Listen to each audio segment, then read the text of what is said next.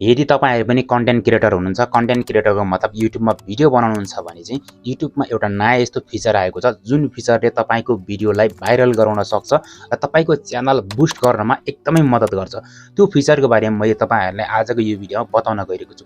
त्यो एकदमै बुझ्न जरुरी छ, हरेक युट्युबरले बुझ्न जरुरी छ र त्यस्तै गरी म चाहन्छु कि यो भिडियो ज्यादा भन्दा ज्यादा शेयर होस् किनभने सबै कन्टेन्ट क्रिएटरले यो कुरा थाहा पाओस् र उहाँहरुको पनि च्यानलहरु ग्रो नभइरहेको अवस्था छ भने चाहिँ छिटो भन्दा छिटो च्यानल ग्रो भएर उहाँहरुलाई पनि एउटा मोटिभेसन मिलोस्। त्यसैले यो भिडियोलाई लिंक कपी गरेर चाँडो भन्दा चाँडो फेसबुक ग्रुपहरुमा शेयर गर्न चाहिँ नभुल्नु होला।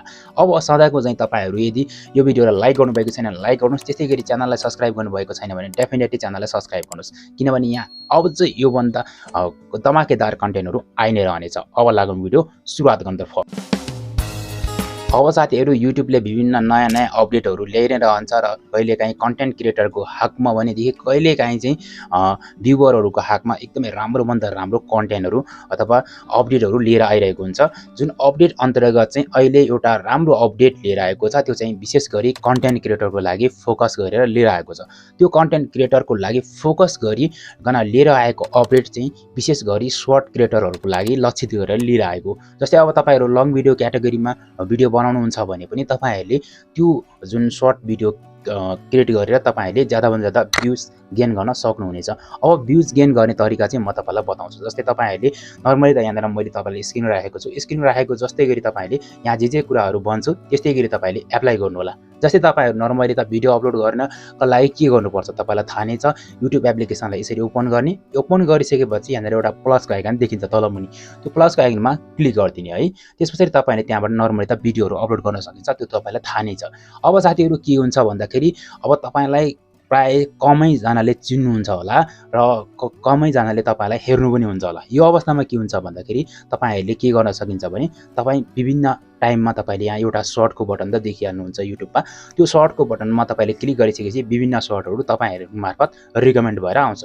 अथवा तपाईहरुले यो चाहिँ विचार गर्नुस् कि कुनै अब 1 करोड भ्युज अथवा 1 लाख लाइक त्यस्तै गरी 40K लाइक त्यस्तो खालको पुगेको जुन सर्ट्सहरु छन् भने त्यहाँनेर चाहिँ तपाईहरुले के गर्न सकिन्छ, अहिले एउटा रिमिक्सको बटन आएको छ। त्यहाँनेर हेरिरहँदाखेरि त्यो रिमिक्सको बटनमा क्लिक गरिसकेपछि एउटा अप्सन आएको छ जुन चाहिँ अप्सन रहेको छ कोल्याब भनेको एउटा अप्सन आएको छ।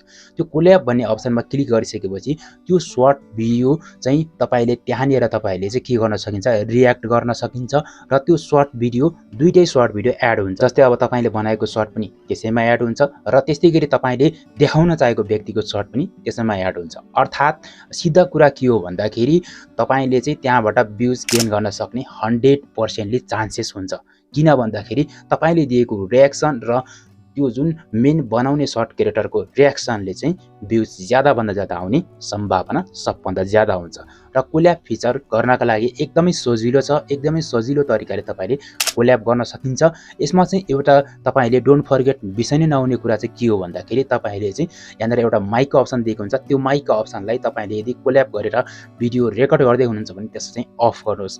कुनै बेला तपाई बोल्दै हुनुहुन्छ भने मात्रै तपाईले अन गर्नुस्, नत्र तपाईको जुन भोइस छ त्यो चाहिँ थोरै डिफिकल्टी रूपमा आउँछ हैन। जुन म्युजिकहरु राखेको हुन्छ त्यो म्युजिक चाहिँ डिफिकल्टी रूपमा आउँछ। अदरवाइज तपाईले यो तरिकाले तपाईले के गर्न सकिन्छ भन्दाखेरि 15 सेकेन्डसम्मको मात्रै तपाईले कोल्याब भिडियो बनाउन सकिन्छ।